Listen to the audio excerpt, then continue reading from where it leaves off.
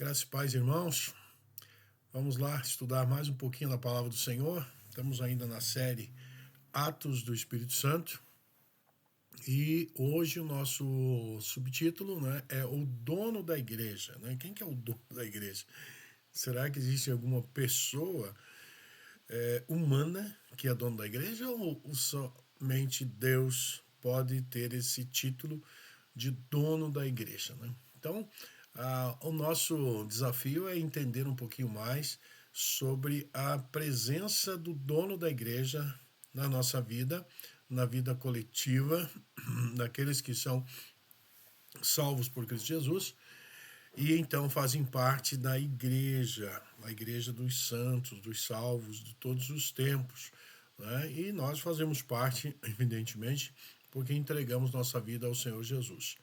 Portanto, o dono da igreja, já vou dizer, é o Espírito Santo.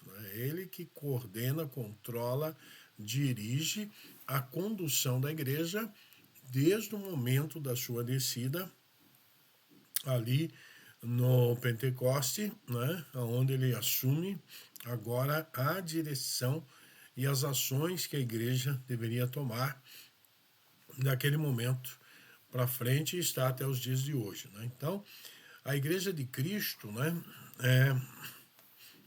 nunca foi tão ou foi planejada para funcionar apenas como organização, estratégias ou boas intenções humanas. Então a igreja ela não foi feita por Deus para seguir apenas organizações, mas sim ela, desde o seu nascimento, ela está inseparada da presença do Espírito Santo, e da atuação dele. Então, separar igreja e espírito é como tentar separar unha e carne. Não faz sentido, não funciona e gera muita dor. A igreja só é igreja de verdade quando é conduzida pelo Espírito Santo. Então, o livro de Atos deixa isso muito claro. Tudo que a igreja fazia, tudo que ela vivia e tudo que ela se tornava estava diretamente ligado à ação do Espírito Santo. Ele não era um detalhe nem um complemento, ele era o centro e é o centro, o motor, a direção de tudo. O Espírito é mencionado inúmeras vezes ao longo de todo o livro de Atos, agindo de forma detalhada e conduzindo todo tipo de situações, liderando a igreja. Hoje, porém, existe um grande risco. Tentar substituir a dependência do Espírito Santo por métodos, técnicas, estruturas e estratégias. Isso não significa que a organização não seja importante, mas quando ela ocupa o lugar do Espírito Santo, a igreja perde sua essência. Uma igreja sem o Espírito Santo pode até crescer em número, mas não cresce em vida. Então é muito importante nós avaliarmos essa situação atual. A verdade é que a igreja não foi feita para sobreviver sem o Espírito Santo. Ela foi projetada para ser guiada e fortalecida e dirigida e sustentada por ele. Então o Espírito Santo não é um acessório da igreja. Na verdade, ele é o dono dela. O Espírito Santo é o dono da igreja. A Ebenezer, a qual nós fazemos parte aqui em Curitiba, Igreja Batista Ebenezer em Curitiba, é uma igreja bíblica e dirigida pelo Espírito Santo. Andamos na dependência de Deus. Reconhecemos que sem Ele não podemos fazer coisa alguma e cada dia mais buscamos dar mais espaço ao mover e à liderança do Espírito Santo sobre a pessoa, sobre a nossa igreja, evidentemente, e sobre as nossas vidas. Então nós vamos tratar aqui alguns sinais de que o Espírito Santo é dono da igreja. Vamos ver pelo próprio texto, em Atos, que ele é o dono da igreja. A conversa, então, de hoje é muito importante. Veremos, ao longo do livro de Atos, fatos que comprovam que o Espírito Santo é o dono da igreja. Em cada fato, abaixo, queremos ver se isso é verdade em nossa vida, em nossa igreja, em nossa célula, em nossos encontros. A primeira pergunta a nós pensarmos e respondermos: A partir da sua leitura do livro de Atos, que evidências você observa que o Espírito Santo é o dono da igreja, né? Então, quais foram as evidências ali que você percebeu que o Espírito Santo é que controlou a igreja e controla a igreja até os dias de hoje? Então, o primeiro tópico vai falar sobre o Espírito Santo na poder para a missão. Atos 1:8. Mas receberão poder quando o Espírito Santo descer sobre vocês e serão minhas testemunhas em Jerusalém, em toda a Judéia e Samaria até os confins da terra. Antes de receberem o Espírito Santo, os discípulos de Jesus estavam se escondendo, com medo. Evidentemente, a perseguição foi acirrada, né? E após o batismo, ali em Pentecoste, com aquela imagem do Espírito Santo descendo como uma forma de fogo em suas cabeças, uma língua de fogo, eles saíram pregando ousadamente em praça pública. Então, o poder para cumprir a missão não vem da capacidade humana, mas da ação do Espírito Santo. A igreja só consegue avançar porque ele capacita, né? A pergunta que fica é, nesse primeiro tópico, a qual nós entendemos o Espírito Santo dá poder para a missão da igreja. Você tem dependido mais da sua capacidade ou do poder do Espírito Santo, né? A capacidade é algo que já vem dele, né? Para que a gente possa, evidentemente, atuar no reino de Deus e na igreja do nosso Senhor nos dias atuais. Desde o princípio até os dias atuais. Então, o segundo tópico é o Espírito Santo manifesta o sobrenatural. Vamos ver lá Atos capítulo 4, 30 e 31, que tem a seguinte mensagem. Estende a tua mão para curar e realizar sinais e maravilhas por meio do nome do teu santo servo Jesus.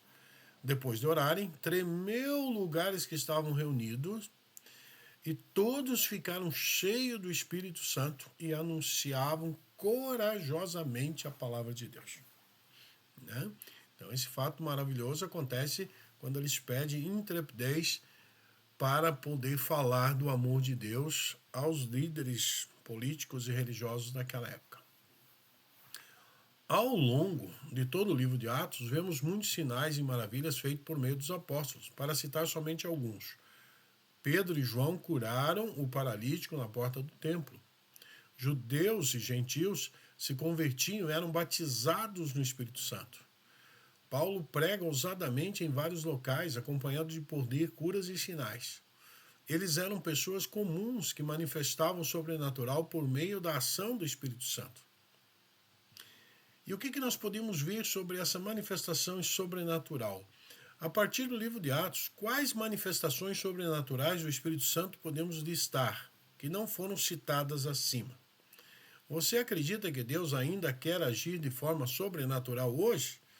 Não só acreditamos, como percebemos quando vemos pessoas sendo curadas, transformadas, alcançadas pelo Espírito Santo de Deus, transformadas na sua mente, que é a palavra arrependimento na Bíblia, né? Metanoia, mudança de mente. Então, nós entendemos que ainda se manifesta o sobrenatural do Espírito Santo nos dias de hoje. O terceiro tópico fala sobre o Espírito Santo capacita além da capacidade humana, né? O homem já tem as suas capacidades, mas o que ele faz é aprimorar essa capacidade. Atos capítulo 2, versículos 7 e 8, tem a seguinte fala. Atônitos e maravilhados, eles perguntaram, acaso não são galileus todos esses homens que estão falando?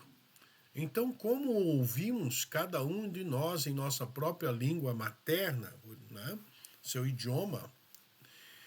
E Atos 6,10 vai dizer, mas não podiam resistir à sabedoria e ao Espírito Santo com que ele falava, né, com que Pedro falava ali naquele momento. Então as pessoas ficavam impressionadas com a sabedoria, autoridade e ousadia dos apóstolos, de forma que a manifestação do Espírito Santo e a pregação geravam impacto, curiosidade e questionamento. Havia temor, respeito e admiração diante da autoridade espiritual da igreja. porque as pessoas viam que a fonte de autoridade deles era a presença do Espírito Santo. Somente ele supre nossas limitações e capacita pessoas comuns a viverem coisas extraordinárias. Que pergunta nós temos diante desse questionamento, né? O Espírito Santo capacita além da capacidade. Em qual área você sente que precisa da capacitação do Espírito, né? O que você, por si só, de forma única, personalizada, você sente que precisa da capacitação do Espírito Santo? O quarto tópico vai falar: o Espírito Santo define a liderança e levanta líderes, né? Atos 6:3 diz assim: irmãos, escolho entre vocês 7 homens de bom testemunho. Já começa por aí, né? Cheios do Espírito Santo e de sabedoria.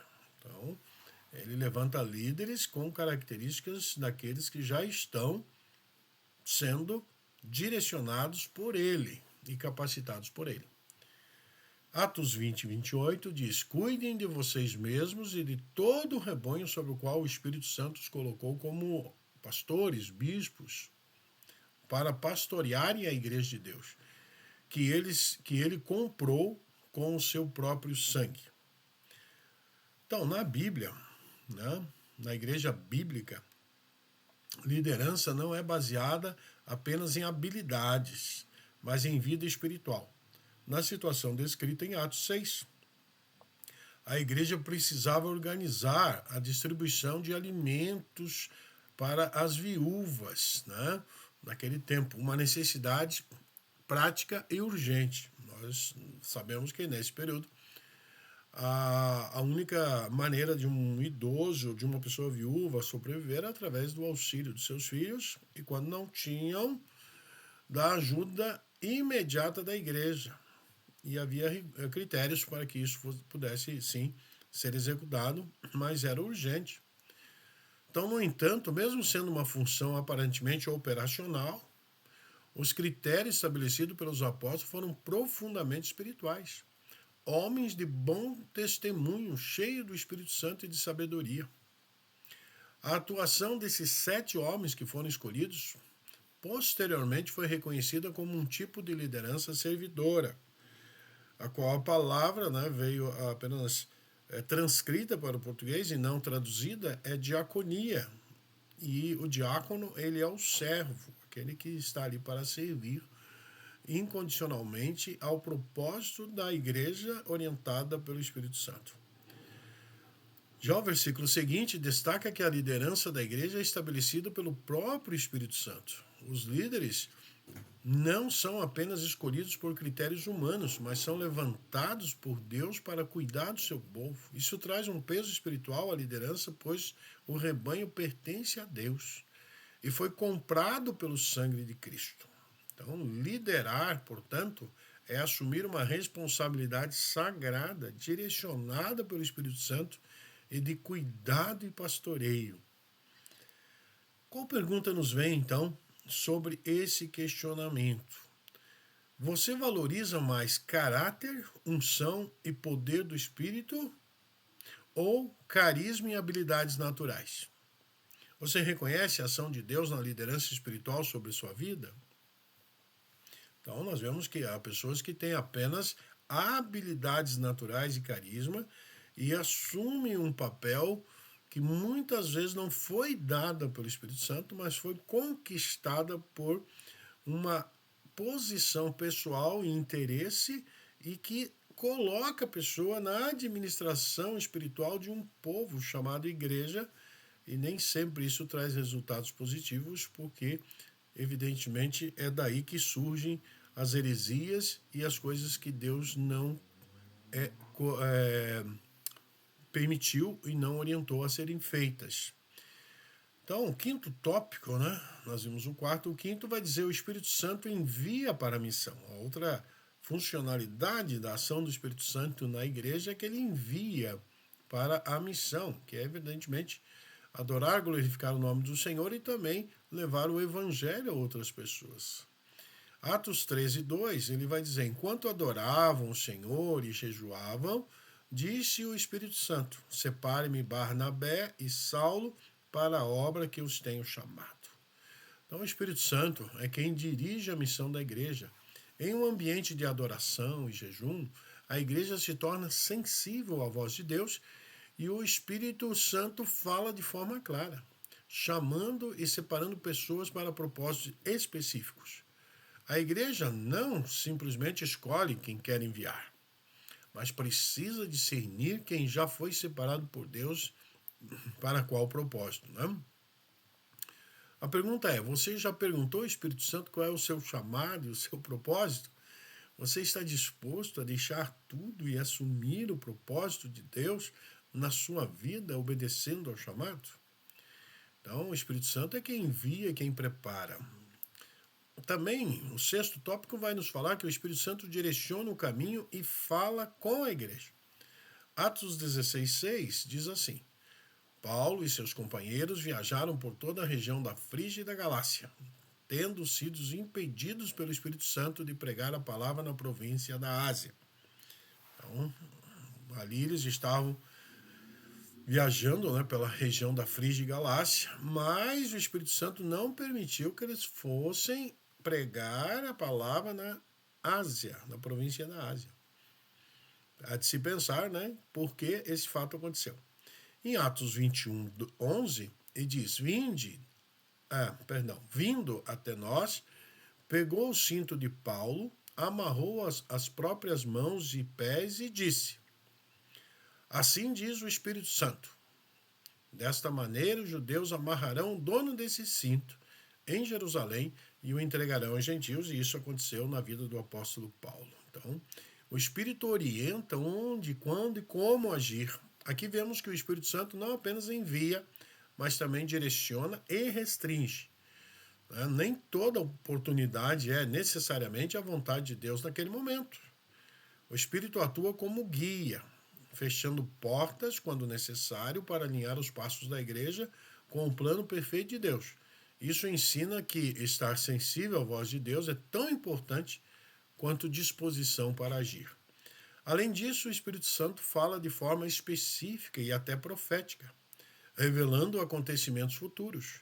Aqui ele prepara Paulo para o sofrimento que viria, demonstrando que a direção de Deus nem sempre evita dificuldades, mas nos prepara para enfrentá-las com propósito. Então, o Espírito Santo não apenas guia para caminhos fáceis, mas conduz dentro da vontade de Deus, mesmo quando isso envolve sacrifício. Que pergunta nós teríamos dentro desse tópico que é o Espírito Santo direciona o caminho e fala com a igreja, né? A pergunta é: você tem buscado direção do Espírito Santo nas suas decisões? Como o Espírito tem direcionado a célula, a igreja, né, de vocês, as nossas igrejas, e na missão e no propósito dele? Então, é uma pergunta a ser respondida por nós, né? Você tem buscado essa direção do Espírito Santo nas suas decisões? E as células, as lições, os estudos, a convivência, a busca por novos convertidos, realmente tem sido algo que você tem vivido, né? Deixa o Espírito Santo conduzir, né? O sétimo tópico e último, o Espírito Santo purifica a igreja. Atos 5:3.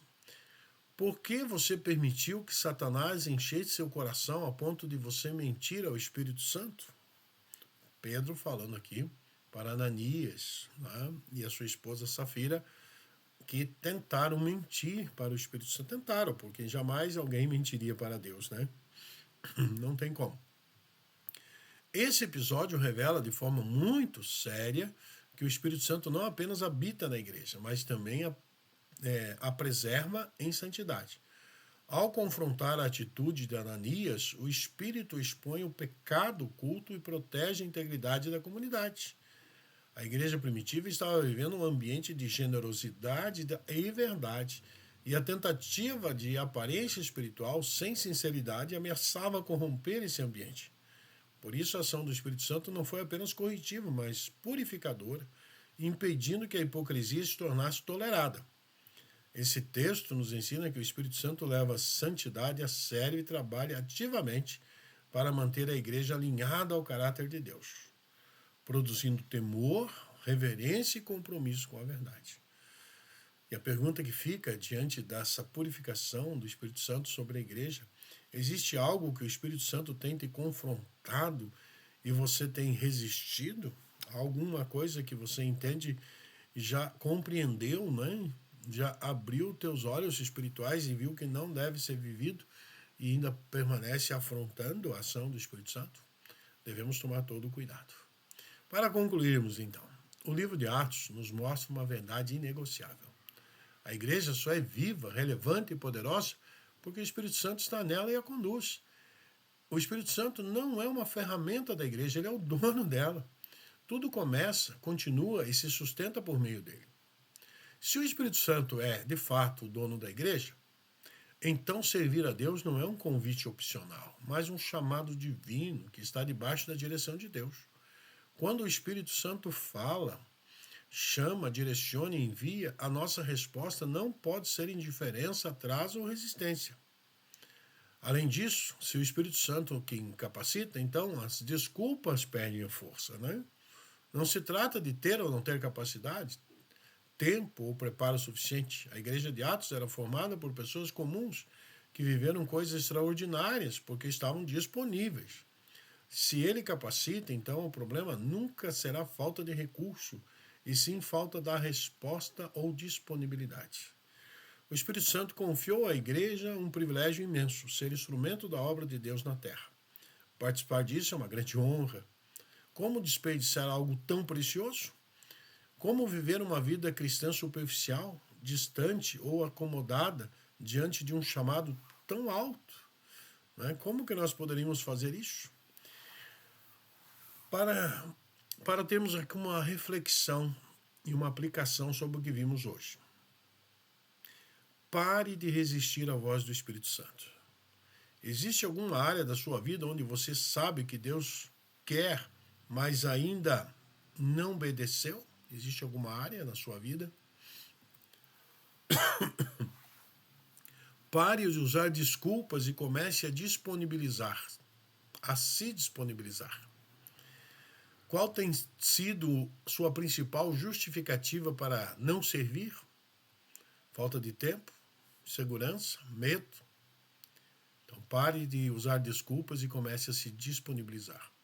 Assuma seu lugar na missão. Onde você pode servir hoje de forma prática na igreja? Quem você pode discipular, cuidar e alcançar? Assuma então o seu lugar na missão. Valorize o privilégio que você recebeu. Você tem tratado a obra de Deus com prioridade ou como algo secundário? Valorize o privilégio que você recebeu. Que Deus possa te abençoar diante desse estudo. Se você desejar, ouça novamente, pare, leia os textos, né, avalie o contexto para que você possa perceber o quanto isso é importante para a vida tua, para o teu bem-estar espiritual e para a vida da igreja coletivamente falando. Vamos orar e encerrar então esse estudo. Eu fico já agradecido por você que participa e que você possa aí sentir sempre a presença do Espírito Santo nos nossos encontros. Pai, abençoa, Pai, a nossa vida para que entendamos e compreendamos que o Senhor é o dono da igreja, o Espírito Santo é quem nos coordena, nos dirige, é Ele que nos dá força e capacidade. As nossas limitações, Pai, são superadas com a Tua presença em nossas vidas. Acima de tudo, Pai, coloca-nos um coração disposto a servir, a viver a Tua vontade, a fugir e a deixar aquilo que não Te agrada. Abençoa, Pai, o grupo que está aqui sempre estudando Tua Palavra. Abençoe Teus servos. Cuida dos seus corações, também da sua vida como um todo, porque o Senhor é o dono de todas as coisas. Que o Senhor nos abençoe e guarde, que o Senhor nos dê a Tua paz e que permaneça sempre conosco, em nome de Jesus. Amém. Deus abençoe, muito obrigado pela atenção e até o nosso próximo encontro.